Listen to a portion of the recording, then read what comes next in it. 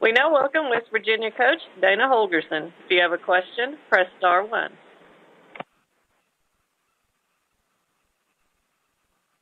To ask Coach a question, press star 1. Our first question comes from David Ubben of ESPN.com. Dave, you've had some more time to look at it. I guess what did the game tape reveal about your offensive struggles on Saturday? Well, it probably started with the inability to run the ball. Didn't do a very good job of finishing blocks early in the game. Didn't make anybody miss at the running back spot. What wasn't the only problem, just never got into a rhythm. Tech does a good job defensively. They have against everybody that they've played. They were disruptive, and when we went out there and fell behind, I think our guys weren't mentally tough enough to be able to handle another shootout, and I think that affected the performance. They weren't able to throw the ball down the field when we got some guys open downfield. Didn't do a very good job of hitting them. So there was a combination of a lot of things. How do you go about fixing that this week? I'm sorry? How do you go about fixing that this week? Well, we'll go about it the same way we did the previous 5 games where we were successful offensively. I don't think there's anything wrong with what we're doing offensively. I think we had a bad game. I don't think anybody across the country in the history of football is able to put up the kind of numbers that we were on a very, very, very consistent basis. We got to find other ways of being able to have other guys step up, and we got to be able to win some games in other areas of the field as well, such as special teams and defense.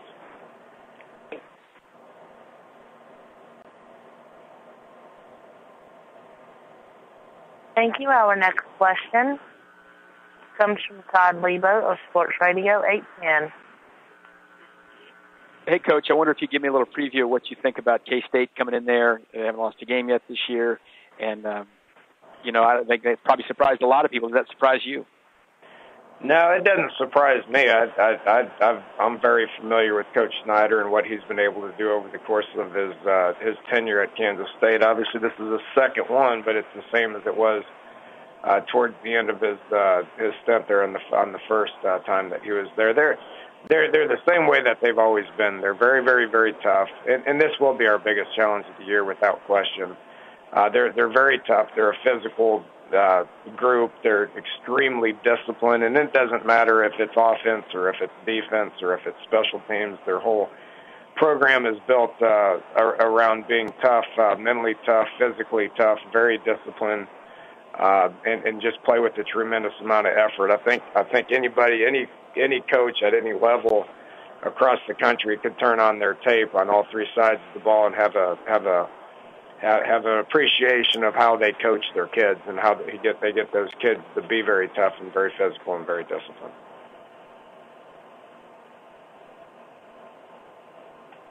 Thank you. Our next question comes from Mike Baldwin of the Oklahoman.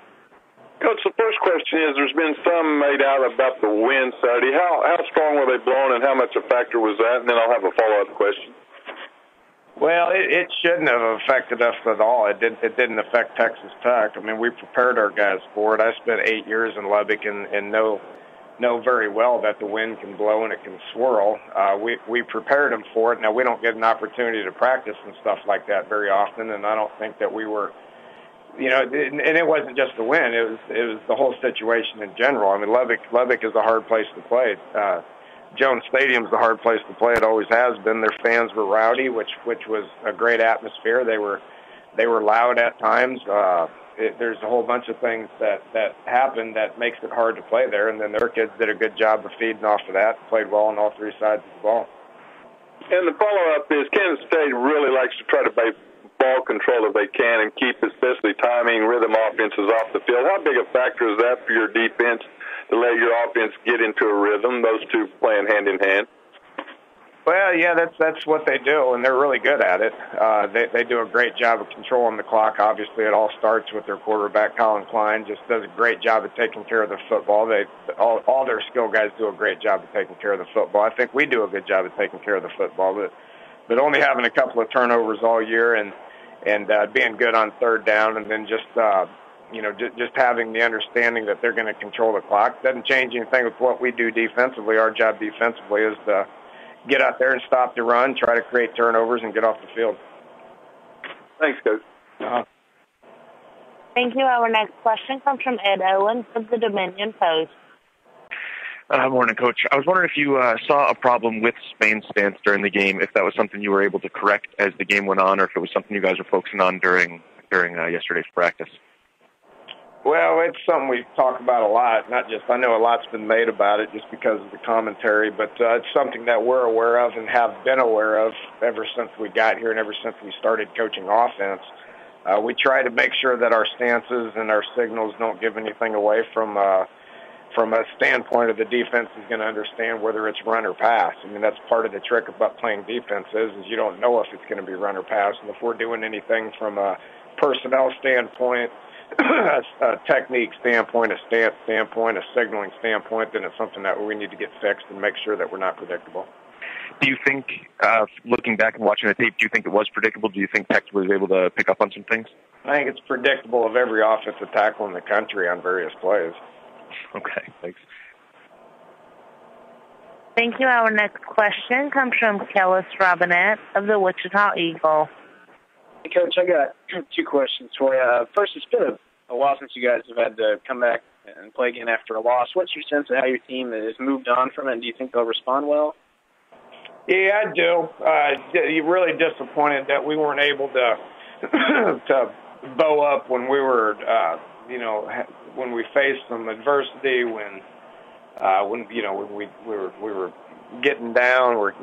Bottom line is we're kind of getting our butt kicked there. We didn't have anybody bow up, and this group yesterday, their sense of urgency was a lot better than it was during the game. It was a lot better than it was during the travel. Based on these guys kind of getting their confidence taking a hit, and they're kind of being a little bit embarrassed. Yeah, I do think that we'll bow up, and I think we'll play a lot harder, and I think we'll play a lot better this week. Doesn't mean we're going to win because we've got a really good team coming in here, and we got to play like that. Plus, we got to play well on all sides to win.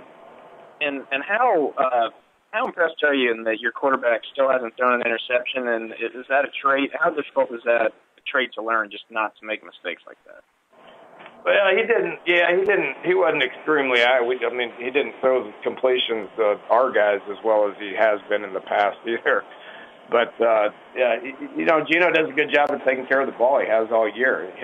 He has since I've been here. Even last year, he didn't throw very many interceptions. It's not something that we talk about tremendously. I mean, it's his job to not only help get us in the right play, but also go through the reads and put the ball where he needs to be put it from an accurate standpoint and decision standpoint. And O-line's got to do a good job of giving them time, and then receivers got to do a great job of getting open and coming back and catching the ball. So it's a combination of things. Thanks, Coach.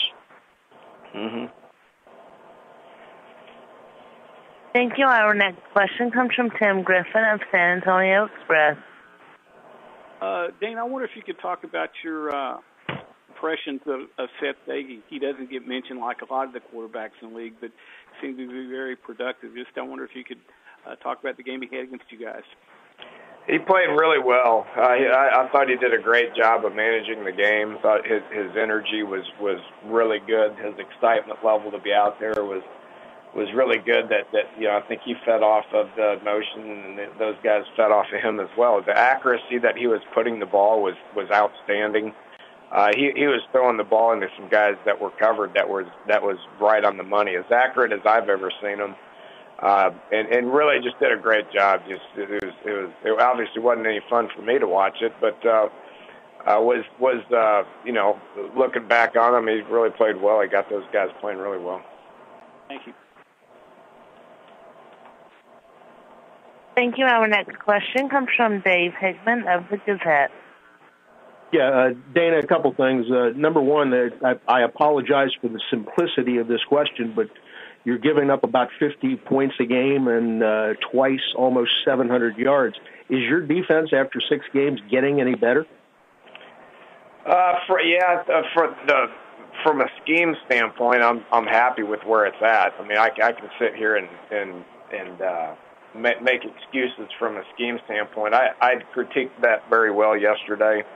I did it on all 3 sides of the ball. I critiqued myself in every single call that I made. And, it boils down to there's a whole bunch of good schemes out there. And in the Big 12 alone, there's probably 5 teams that are running both our offense and our defense. It's not the scheme, it's the way that they're playing. And the problems were defensively were the same that were on the offensive side. I mean, we didn't play with a sense of urgency. Our effort was spotty.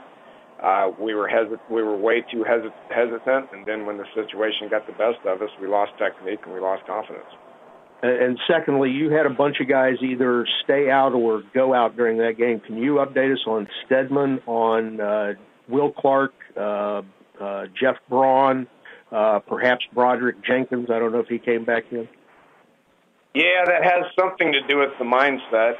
When it's a mental toughness is an issue. When it's a physical game, guys tend to go down and get hurt quicker. So we'll see how everybody practices Tuesday. I'm not ruling anybody out at this point. I'll know more in my press conference tomorrow after we get these guys in here for treatments and get them in here see what's going to happen tomorrow morning.